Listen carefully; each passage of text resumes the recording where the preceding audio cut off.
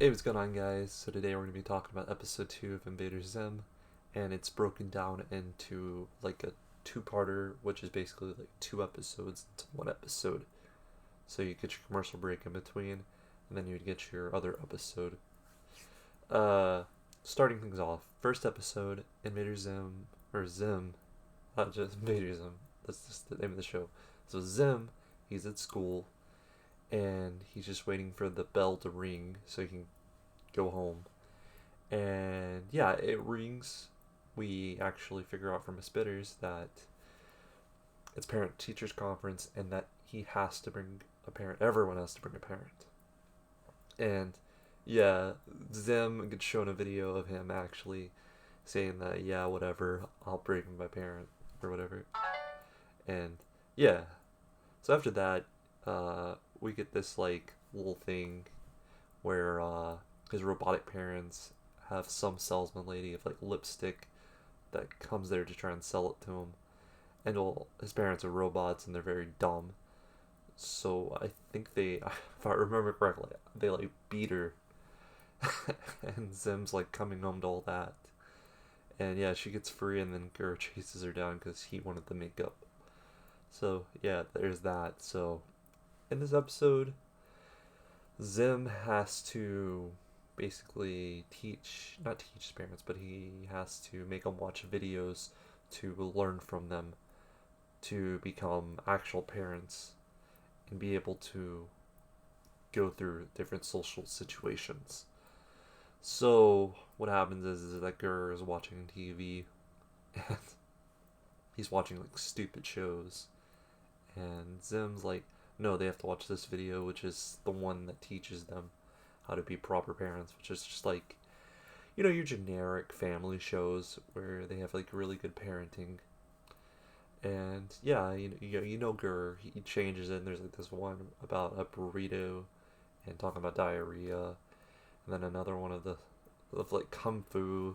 It's just stupid. So, long story short, they get to the parents teacher conference. You have Dib with his dad, and his dad isn't able to come because he's always doing something that is related to science, or he's always in the lab pretty much. He's doing work.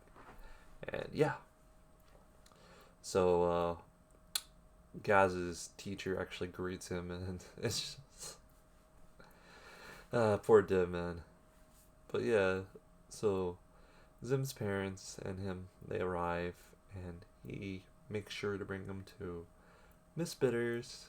And yeah, just after that, go straight to the punch and mess with Dib. And yeah, we have our first encounter of Dib's dad and, you know, Zim. And yeah, nothing happened. He just asked if what foreign country he's from, because we know his skin's green. He's still, I guess they all identify him still as a human for now. And yeah, you know how this backfires. I'll just speed run this one real quick for you guys. Basically, his parents, they act out. They go off of the bad behaviors that they saw on TV, and they start doing like the kung fu stuff. They start like dancing and doing all this crazy stuff. Long story short, Zim gets to go home because he fakes a tummy ache, or no, it was either a tummy ache or like a back pain. His back was broken or something. So they are like, "Oh, honey, we should go home." And then they go home using the jetpacks, and no one saw it. They're all forming a crowd around this one woman that got kung food from Zim's mom. And yeah, after that, Dib's like, "No one saw that, right?" And he looks over in the crowd, just like all over this woman. And well, Dib throws a cup. He gets in trouble for littering, and then they're all like turning on him. End of episode, or that part of the episode. Second part is that Zim gives Gur an upgrade, and it's this better chip it's the navigator chip. He upgrades it, and Gur's a lot smarter and can locate things easier. And he's just testing them, and then they finally get to the final test where he gets his new disguise on. They go way out into the city where the unknowns are to try and test this guidance chip. And we figure out that Gur is very dumb and he forgot the guidance chip and instead put a cupcake into his head, which is just dumb. So in this parter, Zim has to try and get home. So he goes from using a compass to not working because it goes straight to Gur because he's magnetic, because he's like full metal. After that, he like looks at the sun. They try to take a bus. They can't because they don't have fare. So they have to go and street perform to make money to actually be able to take the bus.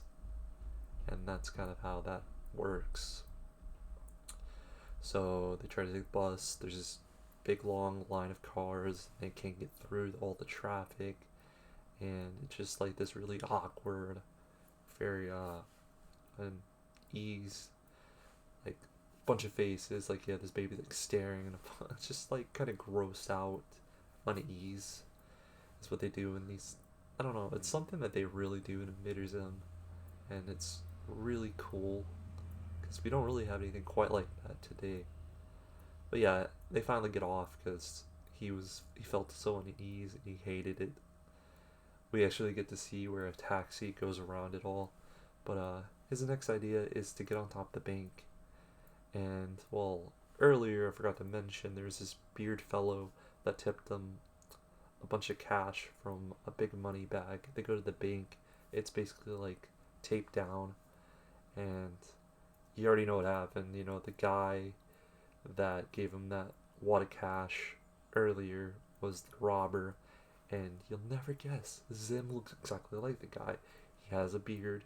He has like a little bucket hat, or like a little fisherman hat. And yeah, they start chasing him. He tries to go up the stairs because his whole thing is that he's trying to get on top of the building. He finally gets on top of the building and he has to hide using his like robotic, I guess you'd say, legs or whatever.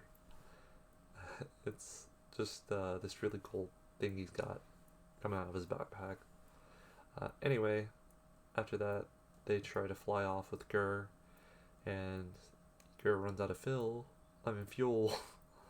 because he filled his fuel tank rather than with fuel with partially tuna.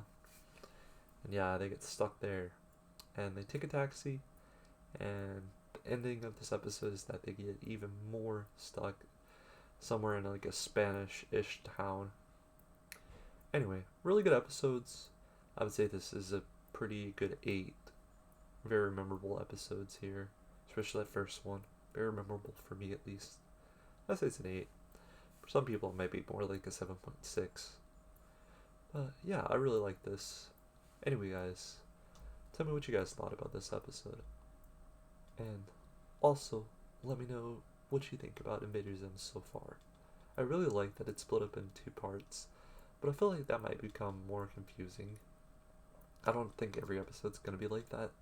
I think sometimes they'll have like these specials that are going to be using the whole entire time. Like the first episode, they used the entirety of it. But it's a really good show to watch and just chill out to. So stay safe guys, and peace.